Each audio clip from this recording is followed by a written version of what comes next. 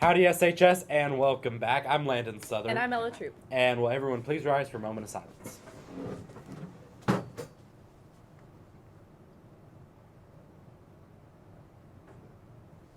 Alrighty, now I'll get us started with the pledges. I pledge allegiance to the flag of the United States of America, and to the republic for which it stands, one nation under God, indivisible, with liberty and justice for all. And now for the Texas Pledge. Honor the Texas flag. I pledge allegiance to the Texas, one state under God, one and indivisible. You may all be seated. All right, if you owe any attendance hours, attendance recovery for semester 1 is still going on until spring break. Please make up any attendance hours you may owe between now and next Friday. You can come before or after school. There are also extra credit attendance hour opportunities. Get your hours in. The weather. We will have a weak front arrive during the early afternoon today. This week will cool down to the mid 60s and eventually be pleasant into the high 70s by the end of the week. So it'll be an alright week.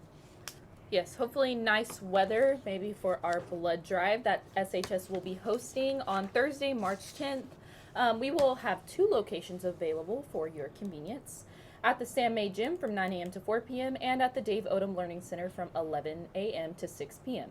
Visit our table at Sinton High School's open house/health fair that is tonight, March 7th, to schedule your appointment and an opportunity to register for a door prize. Please feel free to contact... Who's me? Who? Miss Lemos, not me, if you have any additional questions or concerns. Sweet. Sinton Baseball hosts West Oso tomorrow at 7 p.m. So be there. Yes, and Lady Pirate Softball plays in Beeville at 5 and 7. Sweet. And students, you are not allowed to park in the library parking lot. You can park on Pirate Boulevard or in the student parking lot. Do not park in the library parking lot. And going back to the health fair, this week is Public Schools Week. SHS will hold its annual SHS Open House and Health Fair tonight from 6 p.m. to 7:30 p.m. More than 30 community outreach agencies will be participating in this year's health fair. Free meningitis and Moderna vaccines will be available. All Sinton ISD students, family members, and the Sinton community are cordially invited to attend. We also have a number of door prizes, so be sure to sign in to win, and be sure to come visit Ella at her booth. I will also have lots of door prizes for you all. Sweet. All sophomores will be taking the PSAT at 8 a.m. on Wednesday, March 9th here on campus. The PSAT measures the knowledge and skills students have developed in reading, writing, and language and math. This is a practice test for the SAT, which students take as a junior. A student's score on the SAT can enable them to receive possible scholarships and measures a student's readiness for college. So study, get ready for that test.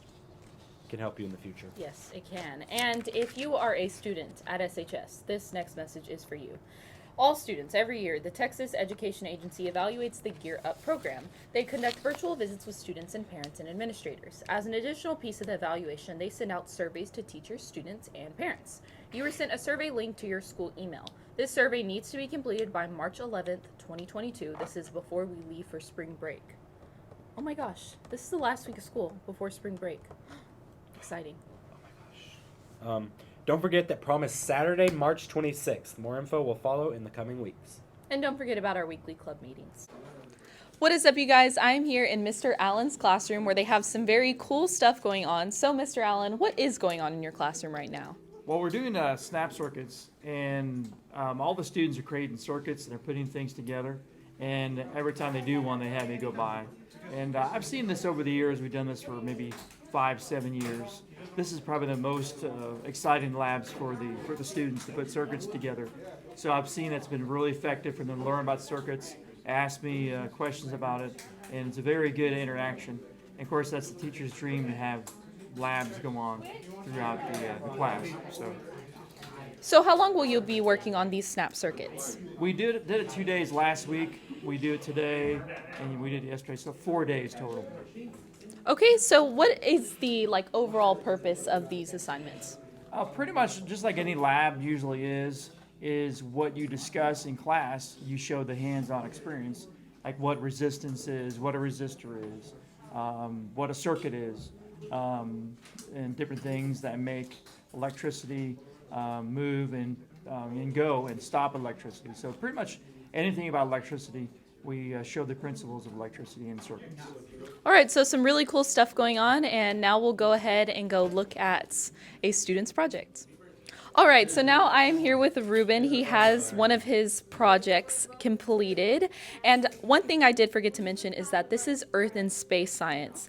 And I've noticed that this demonstrates a lot of problem-solving skills as well. As I was observing, some things weren't working, so they went back, and as a group, they determined what wasn't working, and they fixed it. And now we have a great, cool working project. Are you having fun? Oh, yes, ma'am. Okay, can you show me what your project does? Yes, ma'am. Take it.